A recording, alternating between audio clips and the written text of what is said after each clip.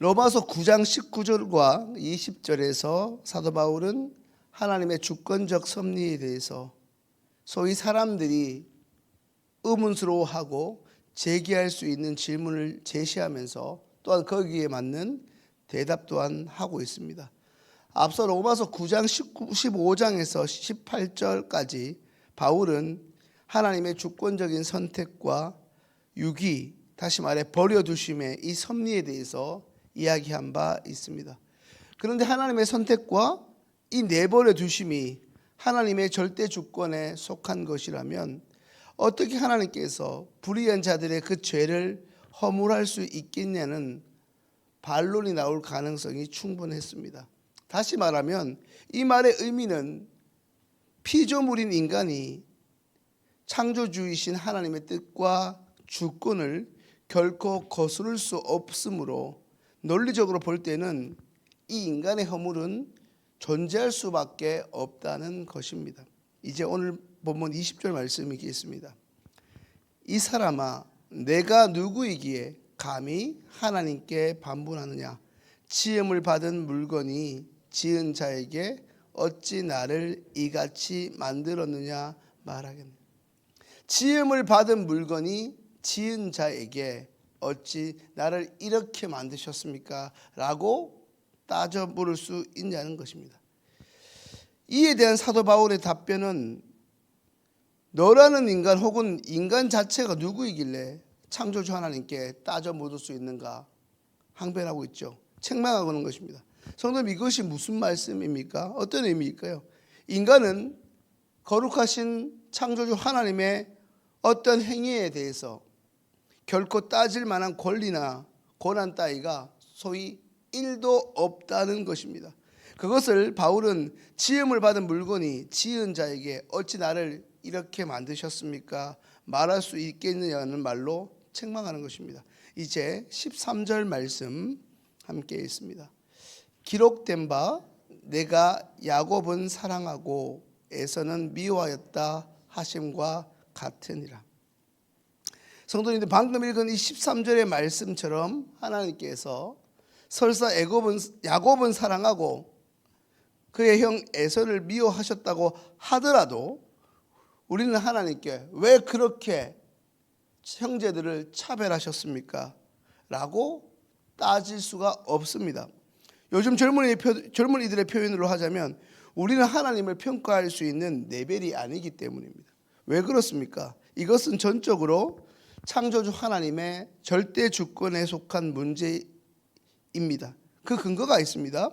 그것은 창조주 하나님의 형상을 가진 존재가 또 우리 인간뿐이기 때문입니다. 그러니 인간은 서로 존중하면서 그리고 겸손히 자신을 낮출 수밖에 없습니다. 또한 21절 말씀에서 우리 21절 말씀 함께 읽겠습니다. 토기장이가 진흙 한 덩이로 하나는 기 쓸 그릇을 하나는 천이 쓸 그릇을 만들 고난이 없느냐. 빨간색으로 보시면 토기장이는 하나님이시고요, 진흙 한 덩이로 하나는 기 쓸 그릇을 또 하나는 천이 쓸 그릇을 하나님이 의도적으로 만드신다는 것이죠. 방금 읽은 21절 말씀에서 중요한 대목은 토기장이가 이 진흙을 사용하여 기하게 쓸 그릇과 천하게 쓸 그릇을 만들어낼 수 있는 권한 또한 가지고 있음을 말씀합니다. 성도님들, 우리는 이미 그동안 성경을 읽으면서 신앙생활을 해오면서 너무나 잘 알고 있습니다. 이른바 도자기 공예가이신 우리 하나님이 흙으로 만들어진, 흙으로 빚으신 자신의 피조물인 이 인간들을 마치 아브라함이나 사도 바울처럼 귀하게 쓸 그릇으로도 선택하시기도 했지만 바로나 어쩌면 가룟 유다처럼 태어나지 않았으면 더 좋았을 법한 그 가룟 유다처럼 어쩌면 막그릇처럼 선택하기도 하셨다는 것을 말입니다. 하나님의 필요에 따라 만드시고 또한 선택하시어 하나님의 의도대로 사용하는 그릇을 우리의 인간 입장에서 왜 나를 그렇게 사용하려고 만들었습니까? 따질 수 없다는 것입니다. 그저 우리의 반응은 우리의 토기장이 되시는 하나님께서 그의 용도에, 그의 의도에 따라 만드시고 선택하시는 것입니다. 그저 우리의 반응은 우리의 토기장이 되신 하나님께서 쓰시는 그릇으로 사용하심에, 우리 입장에서는 사용됨에 감사할 따름입니다. 이제 오늘 본문 22절 그리고 23절 말씀 함께 있습니다. 만일 하나님이 그의 진노를 보이시고 그의 능력을 알게 하고자 하사 멸하기로 준비된 진노의 그릇을 오래 참으심으로 관용하시고 또한 영광 받기로 예비하신 바 긍휼의 그릇에 대하여 그 영광의 풍성함을 알게 하고자 하셨을지라도 무슨 말을 하리요. 먼저 22절을 한번 다시 볼까요? 22절 보시면 중역이 표시된 멸하기로 준비된 진노의 그릇이 있습니다.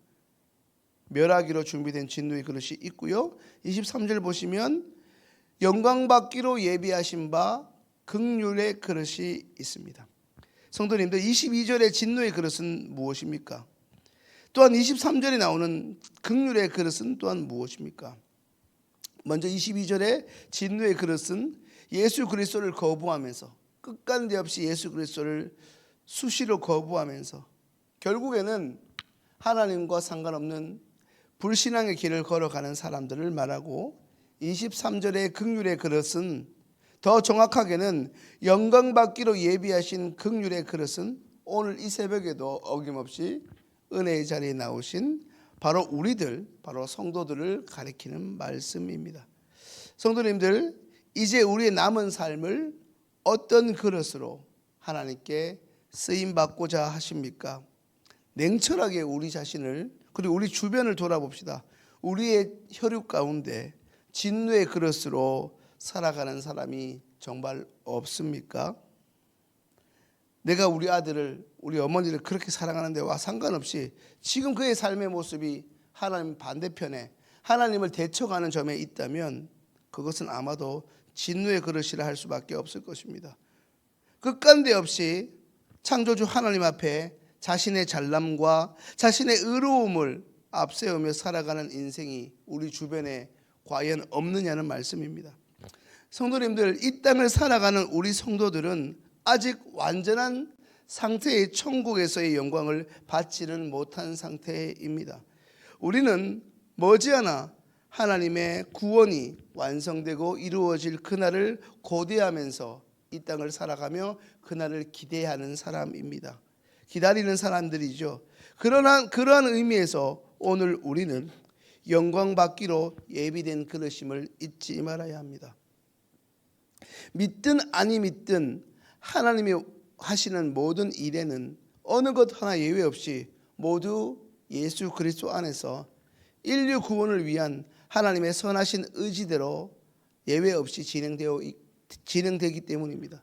여기서 우리가 알 수 있는 분명한 사실 하나는 하나님이 하시는 모든 일의 그 결과가 하나같이 모두 다 의롭고 선하다는 것입니다. 성도님들, 오늘 이제 나온 우리는 누구입니까? 우리는 분명 창조주 하나님이 지으신 피조물입니다. 하나님이 지으신 피조물이라 존귀한 존재임에 틀림없지만 동시에 우리는 에베소서 2장에서 누차 지적하고 있는 것처럼 본질상 진노의 자녀, 다시 말해 우리는 누구 하나 예외 없이 모두 다 죄인이었습니다. 그러므로 우리와 같은 죄인은 의로우신 하나님의 일을 왈가왈부할 수 있는 처지가 되지 못합니다. 이제 21절 말씀 함께 읽습니다. 토기장이가 진흙 한 덩이로 하나는 기 있을 그릇을 하나는 천이 있을 그릇을 만들 고난이 없느냐. 성도님, 방금 읽은 토기장의 비유가 의미하는 것이 무엇이겠습니까? 토기장이는 자신의 의도대로 각각의 그릇을 만든다는 것입니다. 우리 인간을 창조하신 토기장이 하나님께서 우리 인간을 하나님의 의도대로 만드셨다는 것을 기억해야 한다는 것입니다. 이제 말씀을 정리합니다. 하나님의 영광 받기로 예비된 그릇인 우리가 하나님의 의도대로 하나님 비교조차 할 수 없을 크신 하나님 앞에서 그분의 절대 주권을 인정하면서 그분이 주시는 은혜를 감사히 누리면서 살아가는 복된 인생을 살아갈 수 있기를 소망합니다. 진흙 한 덩이에 불과한 우리를 늘 기억하면서 우리는 하나님 앞에 진흙 한 덩이 같이 작은 존재, 미약한 존재에 불과합니다. 우리는 하나님 앞에 이런 존재이지만 흔히들 인간들은 만물의 영장이라 하여 자신을 대단하다고 여기고 포장하고 하지만 더 크신 존재 앞에 비교조차 할 수 없는 하나님 앞에 우리는 오늘 말씀처럼 그 말씀의 제목처럼 진흙 한 덩이 그 이상도 그 이하도 아닌 그런 존재임을 기억하면서 다시 한번 크신 하나님 앞에 하나님의 절대 주권을 인정하면서 하나님 주시는 은혜를 감사히 누리며 살아가는 복된 인생들 되실 수 있기를 소망합니다. 창조주 하나님 앞에서 다시 한번 겸손하고 신실하게 무엇보다 오늘 하루도 생명을 연장해 주신 것에 대한 감사와 삶으로 하나님께 영광 돌리며 하나님께 선택받은 주의 백성으로서 다시 한번 구원에 합당한 오늘을 살아가시는 모든 시온교회 성도님들 되실 수 있기를 주님의 이름으로 축원합니다. 기도하겠습니다.